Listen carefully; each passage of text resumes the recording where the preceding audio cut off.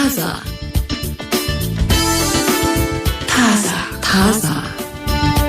ሰላም አድማጮቻችን እንደምን አላችሁ? ታዛ ጀመረ። አብረናችሁ ነን። ትግስት በጋሻውና ጸገነት ላቀ አለን። ምን ወሬ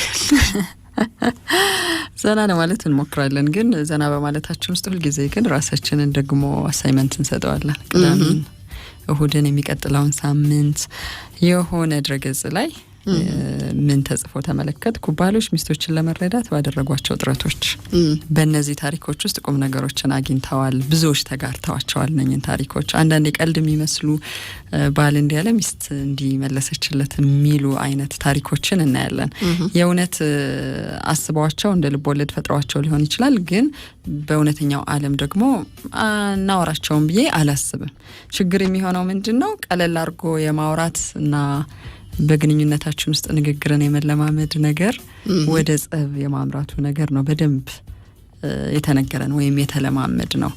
እሱን እንደማሳያ እናይና ብዙዎች የተጋሯቸውና ቀላል መስለው አዝናኝ መስለው እንዲህ ለመረዳት ችለናል። እንዲህ አይነት ብልህ ሚስቶች ካሉ፣ ለሚያደርጓቸው ንግግሮች ጥንቃቄ የሚያደርጉ ሚስቶች ካሉ በዚህ አይነት መንገድ ተረድተናቸዋል ያሉበትን እናይና አንዱ ትልቁ አብረን የምናየው ሳይኮሎጂ ቱዴይ ይዞት የወጣው አንድ ጉዳይ ከፍቅርና ትዳር አጋሮቻችሁ ጋር ስታወሩ የሚቀኗችሁ አፕሮቾች የትኞቹ ናቸው? ምን አይነት ቃላት ትጠቀማላችሁ? ከዛ የኮንቨርሴሽን አይነቶችን እናያለን። የንግግር አይነቶችን የቱ ጋር ትመደባላችሁ? የምታወሩት ምንድን ነው ብዙ ጊዜ የሚለውን አብረን እናያለን። አሪፍ። ግን መረዳት የሚለውን ነገር ስታነሺ በጣም አስቸጋሪው ነገር እንደሆነ እየገባኝ ነው። በባልና ሚስት ህይወት ውስጥ ብቻ ሳይሆን በማንኛውም ህይወታችን፣ በስራ ህይወታችን ውስጥ፣ በማህበራዊ ህይወታችን ውስጥ፣ ሶሻል ሚዲያ ላይ ባለን ተሳትፎ ሰዎችን የሚረዱበት መንገድ አንቺ ያወራሽው ነገር በተለያየ መንገድ ይተረጎማል። መተርጎሙ ብቻ አይደለም። አንቺ ከተናገርሽው ነገር ውስጥ እኔ የምወስደው ነገር ለኔ የሚመቸኝ ነው፣ ሌላው የሚወስደው ለራሱ የሚመቸውን ከራሱ ህይወት፣ ከራሱ ተሞክሮ፣ ከራሱ ብሶት፣ ከራሱ ችግር፣ ከራሱ ምኞት ጋር ነው ሰው ያዛመደ ያንድ ሰዓት ንግግር ብታደርጊ ሁሉም የሚወስደው ነገር ይለያያል። ለዛ እኮ ነው ለምሳሌ ሰርግ ቤት ስቅስቅ ብለው አልቀሰው እንደው ደስ ብሎኝ ነው ይሄን ምኞት የምገልጽላችሁ የሚሉ ሰዎች ጠጋ ብለሽ ብትጠይቂያቸው እኮ የራሳቸው ነገር ይዘው መጥተዋል መጀመሪያ ሰርጉ ቤት እንጂማ ብዙዎች ያጨበጨቡለት የሳቁለት እውነት ላይ እንደዛ ሊነፋረቁ አይችሉም። ስሜት አያስለቅስም እያልኩ አይደለም፣ ግን የራሳቸው ታሪክ እያወሩ ሊሆን ይችላል። ሁሉ ጠጥቶ ነው አሞት ነው የሆነ ችግር አለ የምንልባቸው፣ ግን ቀረብ ብለሽ ብታወሪ የሆነ ታሪክ ከሰርጉ ቤት በፊት አለ። እነኚህ ሰዎችን ስሜት የተቆናጠጠ ማለት ነው። ማን ግን አስወርቷቸዋል? ማን ሊረዳቸው ሞክሯል? ከዛ እስከ ተመለሱ በኋላ ወደ ህይወታቸው የሚለው ደግሞ ሌላ ጥያቄ ነው። ስለዚህ አሁን ለምሳሌ በሆነ ጉዳይ ላይ ንግግር ቢደረግ ብዬ የማስበው ሰው የሚወስደው ትርጉም ይለያያል። እንደ ኑሮው፣ እንደ ውሎው፣ እንዳሳለፈው ተሞክሮ ይለያያልና የኔ ቴካዌይ እና አንቺ ቴካዌይ ከዛ ከንግግሩ የምንወስዳቸው ነገሮች የወሰድናቸው ነገሮች ተመሳሳይ ላይ ሆኖ ይችላል። ለዛ ነው አንዳንድ ሰዎች መልእክትሽን የሆነ መልእክት አስተላልፈሽ ሁሉም ሰው እኩል ነገር ወስዷል የሚለውን መገመት ከባድ ነው። ምን እያደረጉ ነው? አሁን አንዳንድ ሰዎች ሲናገሩ መጨረሻ ላይ እንድትዙልኝ የምፈልገው ነገር አንደኛ አጽንኦት የምሰጠው መባል አለበት፣ ሁለተኛ፣ ሶስተኛ ይላሉ። የሚጽፉ ሰዎችም ሲጽፉ ርዕሱን አተኩሩበት፣ ከርዕሱ በታች ያለውን ነገር አነጣጥሩበት፣ ጊዜ ስጡበት ይላሉ። መደምደሚያው ላይ አተኩሩልኝ ባካችሁ ይላሉ። አንዳንድ ሰዎች እንደውም በስዕል ይገልጹትና ስዕሉ ላይ አተኩሩ ይላሉ። ብዙ ሐሳቤን ገልጾልኝ ያ ስዕል ብለው ካፕሽን ላይ ያረጉት ይችላሉ። እንደተባለው ነው እንግዲህ ልምዳችን፣ ጾታችን፣ ሃይማኖታችን፣ የኖርንበት ነገር ባልና ሚስት ደግሞ እንዲህ ነው የሚያወራው እንደዚህ አያወራም የሚለውንም ብዙ አልሰለጠን። ስለዚህ ብዙ ነገር ሊመሳቀል ይችላል። እሺ፣ ለሰው ብለን የምናረጋቸውን ነገሮች በተመለከተ ራሳችንን የምናይባቸውን ደግሞ አንዳንድ ነገሮች እንመለከታለን። ለሰው ብለን ለራሳችን ብለን አይደለም፣ ለሰዎች ብለን የምናደርገው ነገር ለምንድን ነው? የራሳችን ፍላጎት፣ የራሳችን ምርጫ፣ የራሳችን ውሳኔ፣ የራሳችን ግብ፣ ዋጋ የተተው ስለ ሰዎች ብለን ብቻ እየኖርን ያለነው ለምንድን ነው? የሰዎቹ ችግር አይደለም። የራሳችን ችግር፣ የራሳችን ፍርሃት፣ የራሳችን አቅም ማነስን እንድናይበት የሚያደርግ ጉዳይ ነው። ለሰው ብለን የምናረጋቸው ነገሮች ውስጥ እኛ ምን ስለሆንን ነው ያደረግነው የሚለውን የምናይበትን እንግዲህ መረጃ ያው ፈተሽ ብዙዎቻችን በዚህ ነገር እንደውም ዝም ብሎ በዩሊንታ ሰልጠነናል እኮ አሁን እንደው የሆነ ትውልድ መጥቷል ይሉንታ ቢስ ይሉንታማ አስፈላጊ የሚሆንባቸው መጠን አለው ያው አሁን ለሰው ብለሽ ሰውን ለማስደሰት ብለሽ የምታረጋቸው ብዙ ነገሮች አሉ በቃ ሰው የሚጠብቅብሽን ነገር ብቻ አንቺ የምትጠበቂበትን ሳይሆን ወይም ካንቺ ይሄ ነገር ማድረግ አለብኝ ሳይሆን በሰው ጥበቃ በሰው ፍላጎት በዛ ላይ የተመሰረተ ህይወት ልትኖሪ ትችያለሽ እንዲህ ነው የምትኖሩት እንዲህ ነው የምታወሩት እንዲህ ነው ላይፍ ስታይላችሁ የሚለው ነገር ላይ ተጽዕኖዎች አሉብን ብዙዎቻችን እንደውም አፍ አውጥተን አንናገርም በተግባር ለማሳየት ስንዳክር እንታያለን ለምሳሌ አሁን ሰሞኑን የግራጁዌሽን ድግስ አለ ድግሶች እንደዚህማ መደገስ የለብሽም አንድ ልጅሽን አስመረቀሽ ተብሎ ማለት ነው በጣም ብዙ አስተያየት ጫና ሊመጣብሽ ይችላል አንቺ ያሰብሽው ቀለል ያለ የመመራረቂያ የቤተሰብ ፕሮግራም ሊሆን ይችላል ሰዎች ግን በጣም ብዙ ጫና ያደርጉብሽና ስትደክሚ ስታወጪ ስትወልጂ ገበያ ስትሄጂ ስታበሲ በጣም በብዙ ድካም ውስጥ አሳልፈሽ ግን ያን ያክል ኢንጆይ አላደረግሽው ተያይዞ ብዙ ነገር ሰዎች ግን በቃ በደም ተዝናንተውበት ሄደው ሊሆን ይችላል ይሁን በቃ እነሱ ከተደሰቱ ብለሽ የምትልፊው ትርጉም የሚሰጥሽ ላንቺ በጣም በውስን ሰው መሃል በቤተሰብ መሃል የምታደርጊው ይሄ ኳሊቲ ታይም ሊሆን ይችላል ወይስ ከአንድ አመት በፊት በደንብ የተዘጋጁ ሰዎች ናቸው እነኚህ ሰዎች ጊዜ ገዝተው የምራቸውን ያደረጉ ሰዎች ናቸው ያው ማኮ እንደዚህ አይደል እንዴ ፓኬጁ እኮ እንደዚህ ነው ይሄንን ማድረግ አለብሽ ይሄንን ማድረጊው እንዲህ ሲሆን ነው ደስ የሚለው እንደዚህ ነው የሚደገሰው የሚሉ ውትወታዎች ሊኖሩ ይችላሉ ድግስ ብዙ ጊዜ ለሰዎች ብለን የምናደርገው ነው ከፍላጎታችን ውጪ እየሰፋ የሚሄደው የብዙ ሰዎች አስተያየት ስለሚጨመርበት አንቺ በጣም መጠነኛ ነገር አስበሽ ይለጠጣል ለምን ተለጠጠ ሲባል ብዙ ሰዎች አስተያየት ሰጥተውበታል የነዛን ሁሉ አስተያየት ለማስተናገድ ነው የደከምሽው ሳናስበው ደግሞ ይሄ በቅሎ ግዙ የሚባል አይነት ተረት አለ ከባድ ነው መተረት ያለበት ከባድ ነው አይደል በቅሎ ግዙ አንድ አሞሌ ላግዙ የሚባለው ተረት አሁን ላይ ነው መተግበር ያለበት ለምዶብን እንላለን በእርግጥ እነኛ ደጋሾቹም ይፈልጋሉ መሰለኝ ይሄ ቁስቆሳው ይፈልጉትና በውስጣቸው ይፈልጉትና የሆነ ብቻ ማበረታቻው ከሌላ ሰው እንደማረጋገጫ የሚሆንላቸው ያው ምንድነው አነስተኛ ነገር ያደርግሽው ነገር ብዙ ጊዜ ድጋፍ የለውም አድናቆት የለውም ትኩረት የለውም ጎበዝ በቃ ጥሩ ጊዜ ዋናው ማሳለፍሽ ነው ዋናው አንቺ ትርጉም በሚሰጥሽ መንገድ እናንተ መደሰታችሁ ነው አትባይ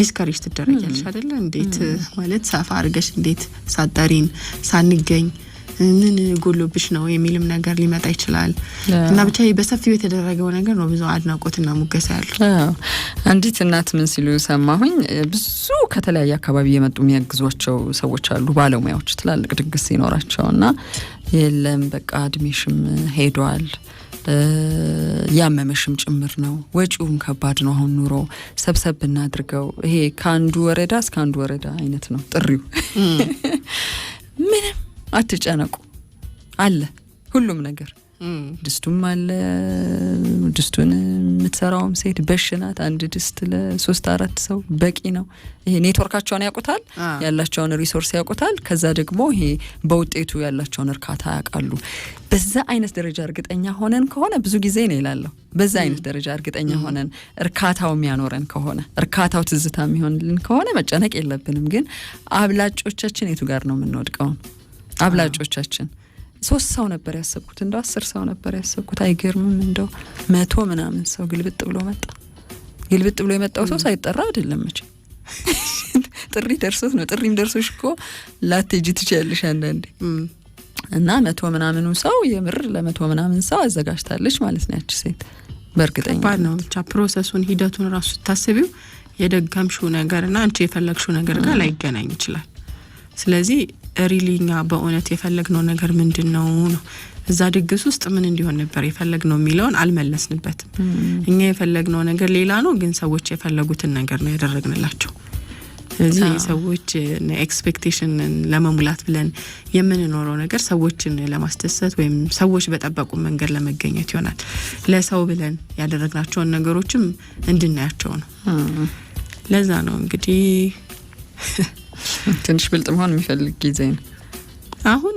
በተለይ በጣም እንደዛ ካልሆንሽ አስቸጋሪ ነው ይመስለኛል። ከድሮም በበለጠ ጊዜ አሁን በጣም ጥንቃቄ የሚፈልግ ነው። ሁሉን ነገር ለሰዎች ብለሽ አታደርጊም። ለራስሽ ፍላጎት፣ ስሜት፣ ምርጫ ቦታ መስጠችበት ጊዜ ነው ከመቼውም ጊዜ በላይ። እሺ እነዚህን ወሬዎች እንግዲህ በደንብ እንተነትናቸው እስከ 3 ሰዓት ድረስ በእነዚህ ወሬዎች እናመሻለን። እንዴት ነው ወሬው? አልተመቻችሁም? ርዕሱ ቴክስት ላይ ሆነው የሚያዳምጡ 82 አይ ድግስ ላይ የማይለሰው አይሰማም። ሌላ ሙዚቃ ነው ራሱ ሰዓቱ ሌላ ትሆን ነው እንዴ? የሉም እነሱ ዘና ይበሉበት። በየቤታቸው በትራንስፖርት ላይ በብዙ ቦታ ሆነው የሚሰሙን አድማጮቻችን አሉ። ውስጥ 82 ላይ እስቲ ንገሩን፣ ምንድነው የዛሬው ርዕስ? እንዴት ነው ተመችቷቸዋል? ከዛ ደግሞ ካወራ ነው በኋላ ደግሞ የበለጠ ከወሬው በኋላ ያው ርዕሱ ላይ እኮ አብራርተናል ብዬ ለራሳችን ሳይሆን ለሰው ብለን የምናደርጋቸው ነገሮች አሉ ነው እና ለራሳችን ብለን ያደረግነውንም ነገር እንድናይ የትኛው እንደሚበልጥም በደንብ እንድናነጻጽረው ነው። ግን ዞሮ ችግሩ እኛ ጋር ስለሆነ ነው እንጂ የሰዎቹ ችግር ስለሆነ ብቻ አይደለም። ሰዎች ስላስገደዱን ስለወተወቱን ብቻ አይደለም። እኛ ምን ስለሆነ ነው ሁሌ ለራሳችን ሳይሆን ስለ ሰው ብለን ነገሮችን የምናደርገው የሚለውን እንድንመለከትበት ነው። ለሰው ብለን በምናደርጋቸው ነገሮች ውስጥ ለምሳሌ ሰዎችን ማስደሰት እኩል ይሆናል ስኬት ብለን የምናምን ሰዎች ነን። የሰዎችን ፍላጎት ማሟላት ተወዳጅነትን ማትረፍ ነው ለኛ የመጀመሪያውና ዋነኛ የስኬት መለኪያችን። እያንዳንዱን ሰው እንዴት ደስተኛ እንዳደረጋችሁት ከሆነ የራሳችሁን ፍላጎት ግብ ረስታችኋል ይላል። ይሄ በብዙ ቦታዎች ይታያል። ለምሳሌ ሙያዊ የሆነ ቦታና አካባቢያችሁን ብትመለከቱት የስራ ባልደረቦቻችሁን እላፊ ለመርዳት ብላችሁ ስራ አምሽታችሁ ትወጣላችሁ። ጓደኞቻችሁን ለማስደሰት ብላችሁ በማያዝናናችሁ ቦታ ትገኛላችሁ። አለቃችሁን ላለማስከፋት 1 ወር የሚፈጅ ስራን ነገ አደርሳለሁ ብላችሁ ትጋጋጣላችሁ። ይሄ ምንም በቃ አንድ ሪያሊስቲክ የሆነ ነው። እንዲህ አይነት ነገሮች ይኖራሉ ነው። ድካም፣ የስራ ጥራት መጓደል፣ ይሄ ነው የሚባል የሚነገርለት የሚጠቀስ ስራ መስራት አለመቻል፣ በአጠቃላይ ባክነሻል ማለት ነው። ለሰው ብለሽ በምታደርጊያቸው ነገሮች ውስጥ ሰውን ለማስደሰት እኩል ይሆናል ስኬት ብለሽ ያሹ ነገር ነው። ስለዚህ እየባከንሽ ነው። ብዙ ሰዎች ጋር ለመድረስ እየሞከርሽ ነው። ግን ምንም ይሄ ነው የሚባል የፈጠርሽው ትዝታ የለም፣ የምታስታውሽው ነገር የለም፣ የስራ ጥራት የለም በሚል ገልጸውታል።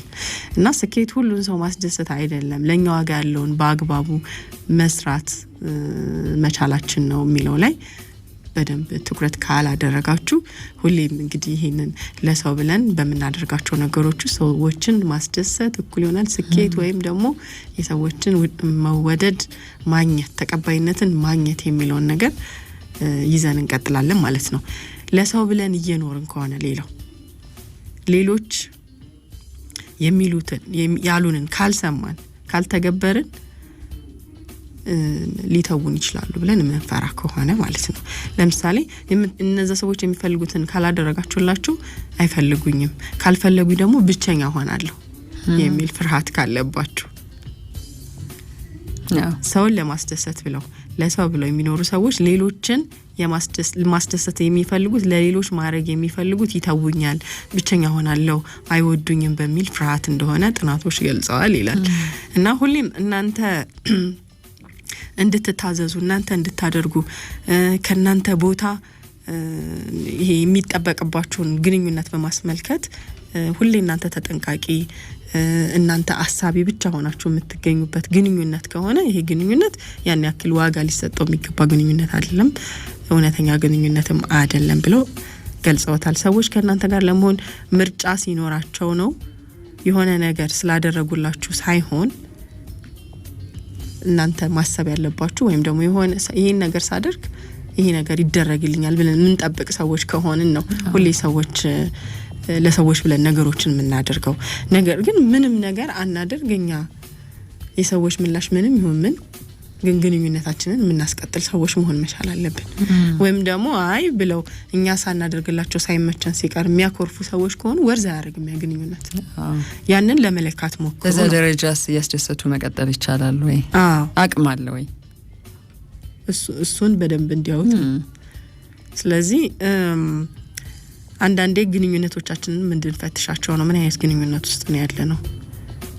ይሄ የኛን ገደቦች፣ የኛን አስተያየት፣ ምርጫ፣ አመለካከታችንን እነዚህን ሁሉ ነገሮች ጫና ውስጥ የሚከት ግንኙነት ነን ወይስ ደግሞ የኛን ነገሮችም ለማክበር ቦታ የሚሰጥበት ግንኙነት ነው የሚለውን እንድታዩት ነው። እንግዲህ ብዙ ችግሮች አሉ። አንዳንድ የጓደኝነት ህይወታችን ላይ፣ የፍቅር ግንኙነታችን ላይ፣ ማህበራዊ ህይወታችን ላይ የምንቸገርባቸው ነገሮች አሉና ለሰዎች ብለን የምናደርገው ነገር የሚጎዳን ለዛ ነው።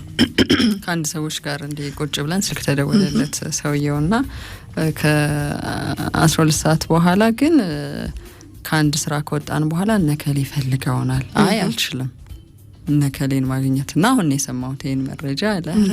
ምን ይላሉ? በተለይ እሱ በጣም ነው የሚቀየመው። እንዴ ምንም ይበላው እኔ በነጻነት ያልደረደረው ይሄንን ነው የምትነግሪው? ከጠየቀኝ እኔ መልሰዋለሁ አለ። መልስለታለሁ። ስላልጠየቀኝ ግን አሁን ባንቺ በኩል ስለሆነ አንዳንዴ ያሉ አይደል መሀል ላይ ሆነው አረከሌ ምን ይላል እንዴ እንገኝለትና እንሂድና ከጠየቀኝ እነግረዋለሁ። ግን አሁን አንቺን ስለሆነ ለጊዜው ያወራሽ በነጻነቱ አይደራደርም፣ አይችልም፣ ገደቡን እያሳየን አንተ ጋር መጥቶ አያመሽም ትይልኛለሽ አለና እየሳቀን ነበረ።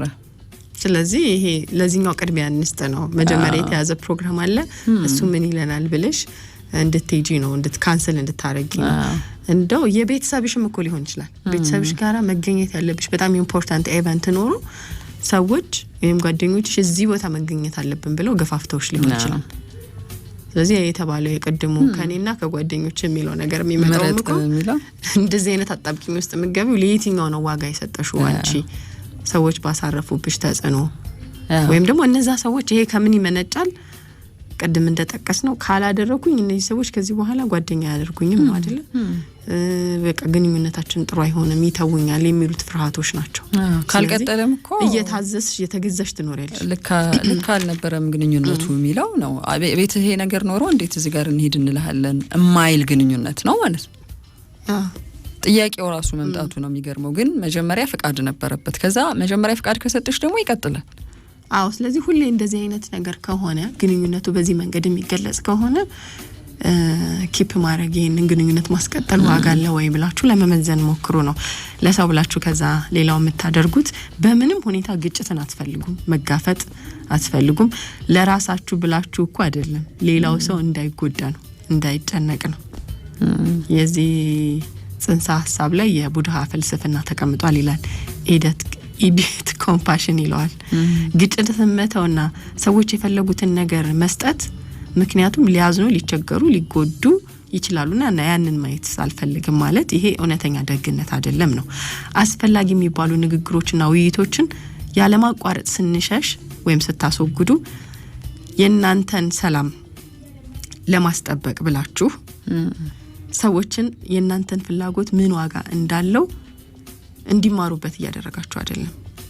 ወይም ደግሞ ያንቺ ፍላጎት ያንቺ ኢንተረስት ምንድነው እዛ ነገር ውስጥ በተቻለ መጠን እኔ በቃ ሰላማዊ ይሁን ግንኙነቱ፣ ይቅር በቃ ይቅርብኝ ይሁን የምንላቸው ነገሮች ውስጥ ይሄ ገና ለገና ቢጣሉኝስ፣ ቢያኮርፉስ፣ ቢያዝኑስ ብለን ኢምፖርታንት የሆኑ ነገሮች በጣም ጠቃሚና አስፈላጊ የሆኑ ነገሮችን ትተናቸዋል። ማውራት እያለብን ግን መነጋገር እያለብን በባህሪያቸው የሚከማቹ ናቸው። ግን ዝም በል ፕሊስ፣ በቃ ዝም በይ፣ በቃ አረ በቃ የተባባልንባቸው። ስለዚህ የውሸት ደግነት ነው ይሄ፣ አስመሳይነትም ነው ይለዋል እንጂ እውነተኛ ነገር አይደለም። እሺ እንዳልክ በቃ ታዩ፣ በቃ ቶ ይሁን፣ ችግር የለውም፣ ኢትስ ኦኬ እንላለን። ችግር አለው፣ ችግር እንዳለው እናውቃለን፣ ግን መጋፈጥ አልፈለግንም። ያን ነገር ተናግረን ከሰዎቹ ጋራ ያለንን ኮንቨርሴሽን ወይም ውይይት አልፈልግነውም፣ እየተውነው ነው፣ እየሸሸነው ነው። ስለዚህ ይሄ እውነተኛ ማንነታችንን ወይም ደግሞ ታማኝ ግንኙነታችንን የሚያስቀጥል አይደለም። እውነተኛ ግንኙነቶች ደግሞ ታማኝ ተግባቦትን ማስተዳደር ይችላሉ። ይሄ ከእውነታ ይልቅ ማስመሰል ላይ የተመሰረተ ግንኙነትም እየገነባን ነው የምንሄደው። እንደዛ ከሆነ ችግር የለም ይሁን በቃ ተውት የሚሉ ሰዎች አሉ። ተውት የሚባል ነገር ግን አይደለም። መነጋገር እኮ ነበረባቸው በጉዳዩ። ወይም ደግሞ ከሌላ ሰው ጋር አውርተውስ ሊሆን ይችላል። ስራቸው ላይ ህይወታቸው ላይ ተጽዕኖ አሳድሮ ሊሆን ይችላል ጉዳዩ።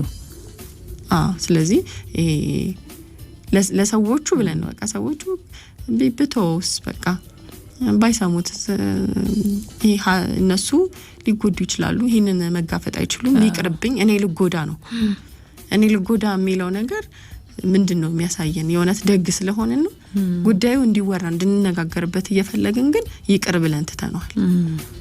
ሰዎች ግን ሊያሞካሹ ይችላሉ። በተለይ በቀጥተኛ ግንኙነት ውስጥ የሌሉ ሰዎች ቀጥተኛ ግንኙነት ውስጥ ያሉ ሰዎች እንደሚጎዳቸው ስለሚያውቁ እንዲወጣ ይፈልጋሉ። ያ ጉዳይ መስመር እንዲያስይዙት። በተቃራኒው ስንሆን ግን በቃ እንደው ነገርን አለስልሳ ነው የምታልፈው። ሁሉንም ነገር እንደው ስብስብ ከማድረግ የተቆጠበች ናት፣ የተቆጠበ ነው ተብሎ እንደውም የማወደስ ነገር እኮ አለ። በቃ ግን የምር ህይወት ውስጥ ያ ነገር ተጽዕኖ አላመጣም ወይ? ተጽዕኖ ለዛውም ከባድ ተጽዕኖ አልሆነም ወይ? ያ ነው አሁን አንዱ ለሰው ብለን የምናደርገው ነገር ምን ያክል ራሳችንን እየጎዳ እንደሆነ። በቃ ሰዎች ከሚጎዱ ሰዎች ከሚያዝኑ ሰዎች እንዲህ ከሚሉኝ ልቶ ቢቀርስ ብለን የተውናቸው ነገሮች በጣም ልንነጋገርባቸውና ችግሩን እውነተኛ ኮንቨርሴሽን ያስፈልግም እንዴ? በጥሩ ግንኙነት ውስጥ እውነተኛ ነገሮችን መነጋገር የለብንም? አንዱ ወገን ካሰበ ራሱ ማሰቡ ዋጋ ሊሰጠው ይገባል ነው። አንዱ ወገን እኮ አስቧል። ያኛው እኔ ልተው ያልኩትን ነገር ካሰበ አትናገር ዝም በል የማስባሌ መንገድ ትክክል አይደለም። ያ ሰውዬ ለኔ ቀጥታ ባይናገር ራሱ ሄዶ የሆኑ ጉዳዮች ጋር ከሱ ሀሳብ ጋር ከሚስማሙ ሰዎች ጋር ማውራቱ አይቀርም። እንደውም በቀጥታ ከኔ ጋር እኔ ሶሉሽን ልሰጠው የሚገባ ነገር እንዳልሰጠው ያደርጋል። ግን ችግሩ የሚመስለኝ ነገር ይሄንን ብላቸው ይሄንን ይሆናሉ። ስለዚህ ዝም ብዬ ባልፈውስ ሉዝ ከማረጋቸው እኮ ነው ከማጣቸው ይሄን ነገር ተናግሬ ቢቀርስ የሚል ፍርሃትም አለበት። በመጀመሪያ ደግሞ የተባለው ድንበርሽን ካላሳወቅሽ እንደተባለው ከመሀል ከጀመርሽ ብዙ ደግሞ ጥፋት አለ። እሱም ፍራቻ ነው። የለመድነው ነገር ይገዛናል። ሁልጊዜ ብዙ ጊዜ ዝም ብያለሁ ሰላም ነበረ፣ ስለዚህ እሱ ሰላም አይሻልም ወደሚል ሊሄድ ይችላል። አንዳንድ ሰዎች እውነተኛ ነገሮችን እየተነጋገርሽ አይደለም ከሰዎች ጋር። ስለዚህ ይሄ እውነተኛ ግንኙነትም ሊባል አይችልም ነው። ይሄ ታማኝና እውነተኛ የሚባሉ ሪል የሆኑ ሪሌሽንሺፖች ግንኙነቶች የጓደኝነትን በዩ በትዳር ውስጥም በየትኛውም ባለን ግንኙነት ውስጥ ችግሮችንም ጸቦችንም አለመግባባቶችንም እኮ እየተነጋገርሽ ማለፍ አለብሽ። ካልሆነ ግን በቃ ይቅር ችግር የለውም ከተናግሬ የሆነ ነገር ከሚመጣ ባልፈውስ የሚለው ነገር የሚደነቅ ባህሪ ነው። ግን ሰዎች እንዲነጋገሩና ጉዳዩ ላይ እንዲፈቱ ይሄ የብዙዎቻችን ችግር ይመስለኛል አይደል? ግንኙነቱን የምናስቀጥል የሚመስለን ያልተመቸንንም ነገር መናገር ያለብንንም ነገር ባለመናገር ነው፣ ዝም በማለት ነው። ሁለት ነገሮች አሉ። አንድ ሲነገር እንዴት ነው የሚነገረው? እውነት የሚናገሩ ሰዎች እኔ እውነት ነው የምናገረው ብለው ብዙ ሰዎችን አስቀይመዋል፣ ልብ ሰብረዋል። እሱ ክህሎት የለም፣ አልሰለጠንም። ባልሰለጠንሽበት ነገር ደግሞ ቅድም ያልሽው ነገር ይመቸናል። ዝም ማለት ከብዙ አደጋ ይከልለኛል የሚል ልምምድ ኖሮ ነው የኖር ነው። ለምሳሌ የሆነውን ነገር አፈንድቼ እዚህ ጋር ነይ ቁጭ በል ይሄ ነገር አለ ከሚል ብዙ ፕሮሰስ አለው ውስጡ ማለት ነው። ታማኝነት አለበት፣ ነገ ግንኙነቱ ጥሩ እንዲሆን እፈልጋለሁ የሚል ምኞት አለበት። ከዛ ባለፈ ደግሞ ምናልባት ደግሞ እነዛ ሰዎች አንቺ የምንነግራቸውን ነገር በቀናነት የማይቀበሉ ከሆኑ የተባለው እኮ ነው ይሄ ኤክስፐሪመንት አድርገሻል የሚደብራቸው። ከዛ ደግሞ የለም በቃ የሚሻሹ ከምጎዳቸው እኮ ነው ተናግሬ ከምጎዳቸው ዝም ብልስ ነው። አንቺ ያን ነገር በመናገርሽ ይከፋቸዋል፣ ይደብራቸዋል፣ ወይም ሚስ አንደርስቱድ አድርጋኛለች ብለው አተረዳችኝም ብለው የሚያስቡ ሰዎች ይሆናሉ። ወይም ፈጽሞ እኔን የተረዳችበት መንገድ ትክክል አይደለም ሊሉ ይችላሉ። ወይም ደግሞ አስተያየቱን መቀበል የሚፈልጉ ሰዎች አይደሉ። ከሚደብራቸው ይሻወዳል። ወያተኛውን ነገር ሳትነጋገሪ ነው የምትኖሪው ማለት ነው። በቃ እያፈንሽ ግን ብዙ ኮንፍሊክቶችን ሊፈጥሩ የሚችሉ ግጭቶችን ሊፈጥሩ የሚችሉ ነገሮች በአጠቃላይ ይሄ ግጭት የሚባለውን ነገር አንፈልገው መጋፈጥ ቃሉ ራሱ ግጭት የሚለው እኮ ወደ ጸብ ያመራን ይችላል ነው። ግን እዚህ ጋር ያልተግባባሽበት ነገር አለ፣ መፍታት ያለብሽ ነገር አለ፣ መፍትሄ የሚፈልግ ነገር አለ በሚለው ብናስበው ኖሮ ቁጭ ብለን እውነተኛ ንግግሮችን እናደርጋለን ከነዛ ሰዎች ጋር። ከኛ ምርጫ ጋር ሲነጻጸር የሌሎችን አስተያየት ቦታ መስጠት፣ ለምሳሌ የኛ ምርጫ ፍላጎት ይኖራል፣ ግን እሱን እንተውና የሌሎችን አስተያየት ነው ሁሌ የምንፈልገው ለሰው ብለን በመንኖረው ህይወት ውስጥ። ምናልባት ለሄ ለትዳር አጋር ለቤተሰብ ብለን ይወሰናቸው የሙያ ምርጫዎችንም ሊኖሩን ይችላሉ።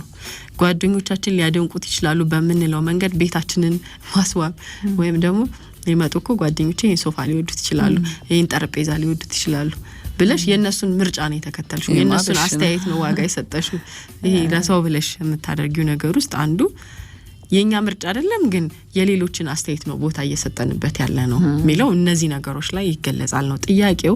የማንንም አስተያየት ተጽዕኖ ሳያሳድርባችሁ የእናንተ ምርጫ ምን ሊሆን ይችላል?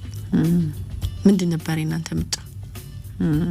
አንዳንዴ እኔ አሁን በዚህ ነገር ላይ ሰዎች አስተያየት እንዲሰጡ የምፈልገው ለምሳሌ ከኔ የተሻለ ልምድ ካላቸው በጉዳዩ ላይ ወይም ደግሞ ይሄ ኤክስፐርቶች ከሆኑ ሙያተኞች ከሆኑ እነሱ የሚሰጡሽን አስተያየት ዋጋ መስጠት የነሱን ያክል በጉዳዩ ላይ ብዙ ላታቂ ትችያለሽ። ግን ስቲል ያንቺ ምርጫ አለ። እንዲህ ቢሆን ደስ ይለኛል፣ አይ ይሄ እኮ እንደዚህ የሆነ ነው፣ ይሄ ያለፈበት ነው፣ ወይም ይሄ ጥቅም የሌለው ነገር ነው፣ ወይም ይሄ የሚጎዳ ነገር አለው የሚለውን የሚያስረዱኝ ከሆነ ያንን ዋጋ ትሰጫዋለሽ።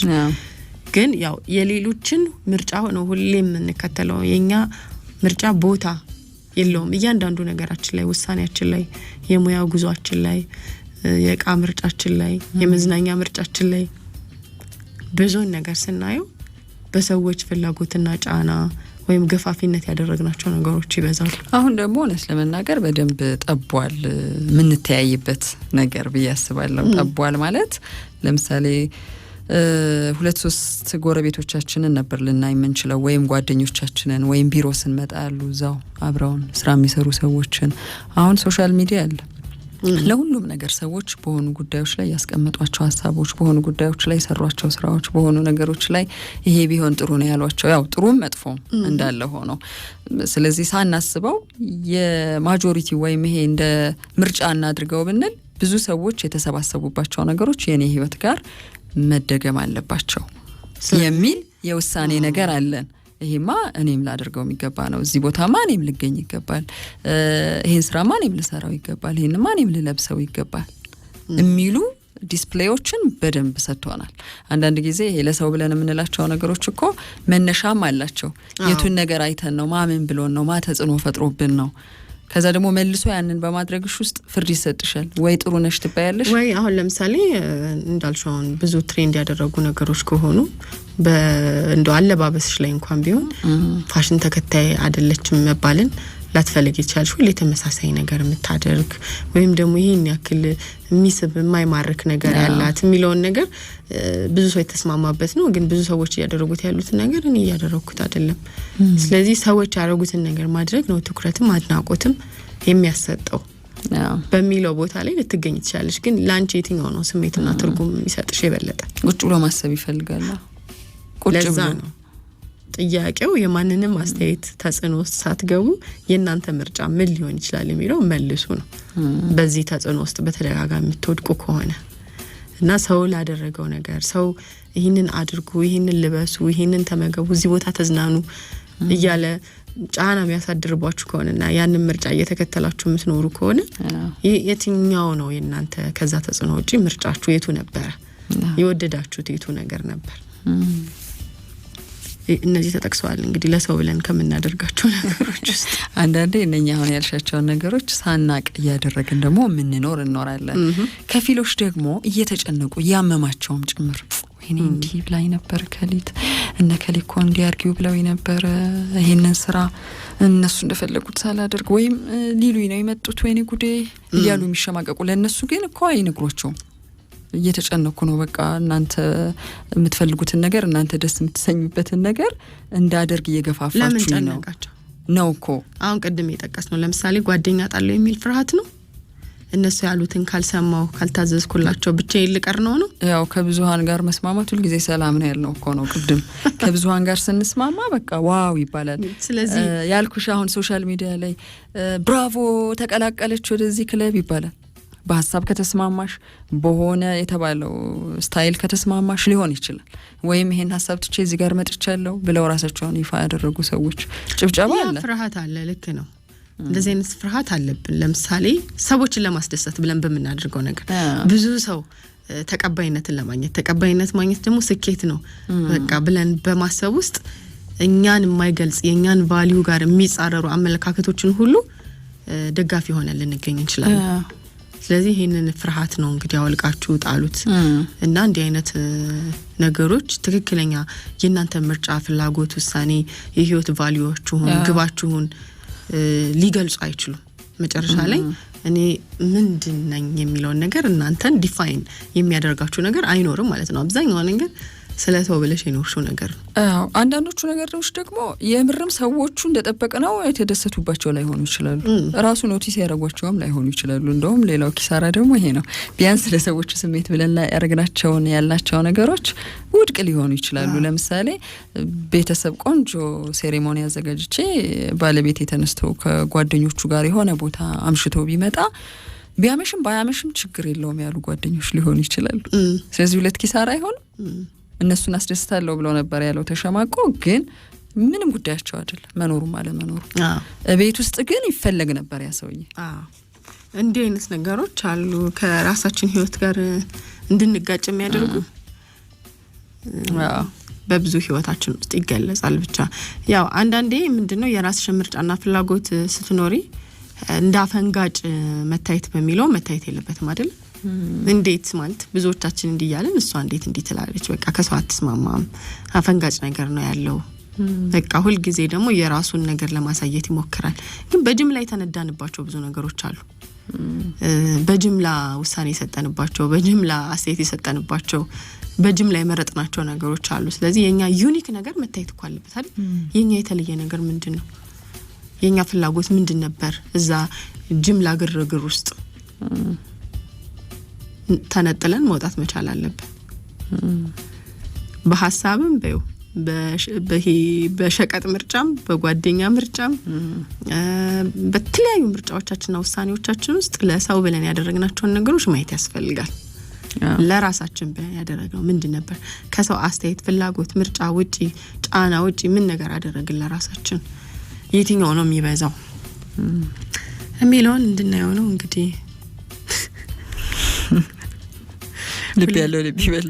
አይ ሁሉም ሰው የሚሰራው ስህተት ነው፣ ግን ማቹሪቲ የሚጠይቅ ይመስለኛል። የሆነ በህይወት እያየሽ ሁኔታዎችን እየበሰልሽ መሄድ መቻል አለብሽ። አይ እኔ ይሄ ነው ምርጫዬ የሚሉ ቆፍጠን ያሉ ሰዎች አሉ።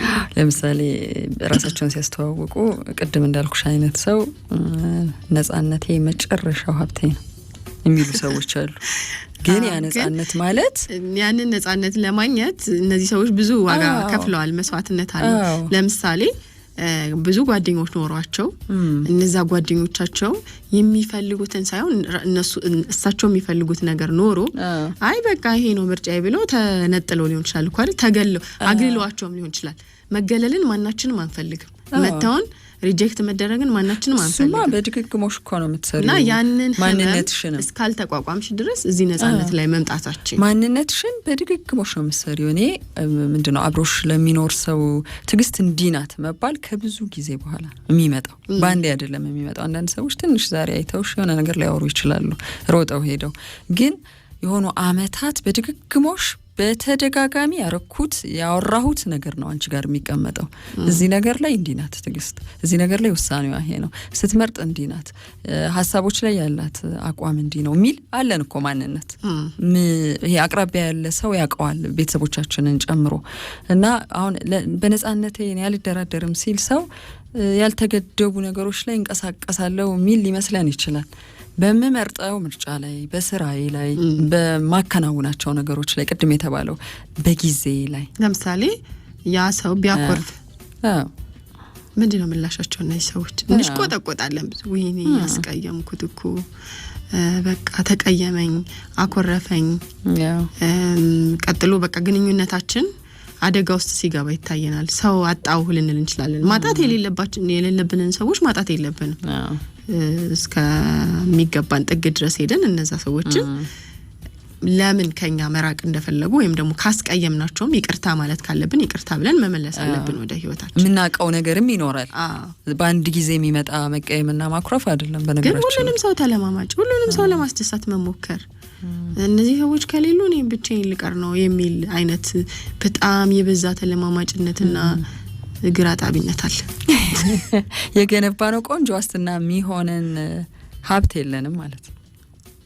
ያም የሚሄድብኛል ምንል ከሆነ ውስጥ አልነበርንም። ያ ግንኙነት በቃ ዋጋ ያለው አይደለም። ደግሞ እውነተኛ ጓደኞች ወይም እውነተኛ የኛ አጋሮች በማንኛውም ሁኔታ ውስጥ ከኛ ጎን ሊሆኑ የሚችሉ ናቸው። ኖ ካልሽ በኋላ እኮ የምትገነቢው ሌላ ትልቅ ዋስትና የሚሰጥሽ ዓለም መገንባት አለብሽ። ሌላ ትልቅ ዋስትና እንበልና ጓደኞችን አቢዩዝ እያደረጋችሁኝ አትኖሩም ያለ ሰው ቤተሰብ ላይ ኢንቨስት ያደረገ ሰው ማለት ነው። እሺ ቤተሰቡ ላይ ኢንቨስት ባያደርግስ ማለት ኢንቨስት ያደርግ ቤተሰብ አይኑረው ብቻውን ሲሆንም ብቻውን መሆኑን አክሴፕት የሚያደርግ ሰው እኮ ራሱ ላይ የሚሰራው ነገር አለ።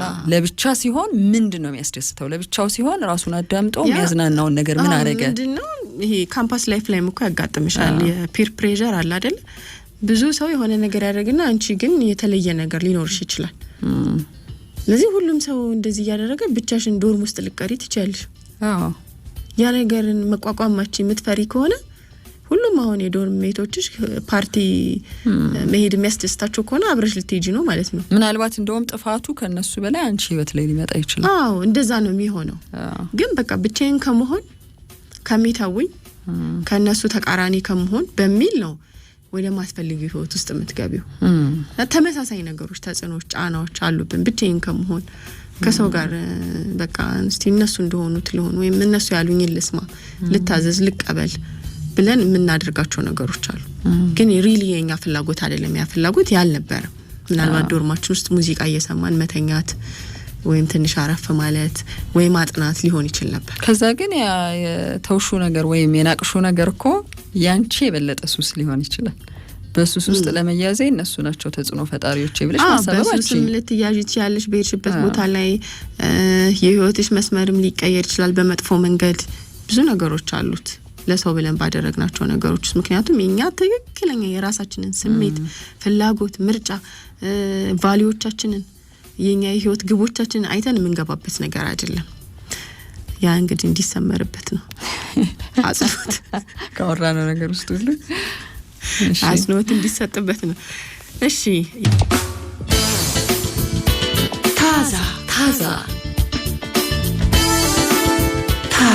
ታዛ